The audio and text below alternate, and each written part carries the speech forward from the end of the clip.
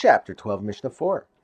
The pin of a bloodletter, which is the sharp blade a bloodletter uses to make a small hole in his patient's arm from which to draw blood, is able to become tame. As a metal kli, it can become tame despite lacking a container. But the pin of a sundial, which is one of the metal pins inserted into a sundial to mark the hours, is tahor, because it is just a stationary sign that does not perform work. However, Rabbi Tzadok rules that the pin of a sundial can become tame because it performs a specific function. The Mishnah now deals with a weaver's pin, which is a long metal rod that a weaver inserts into a wooden spool.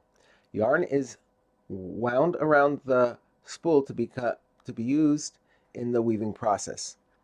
The pin of a weaver can become tame, although the pin is attached to the spool, which is not subject to tuma, because it is a wooden object that lacks a receptacle.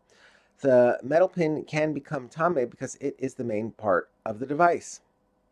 The next example is a special cabinet that bean grinders use for storing the ground beans. This cabinet was heavy and rarely moved.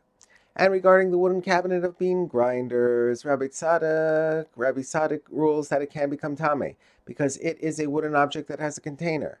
But the sages rule that it is tahor because it is not meant to be moved, and the rule is that a wooden kli not meant to be moved cannot become tame. The cabinet of bean grinders rested on a wagon. The Mishnah teaches the status of the wagon. If its wagon is made of metal, the wagon is able to become tame because it is not a secondary part of the wooden cabinet, but a metal kli in its own right.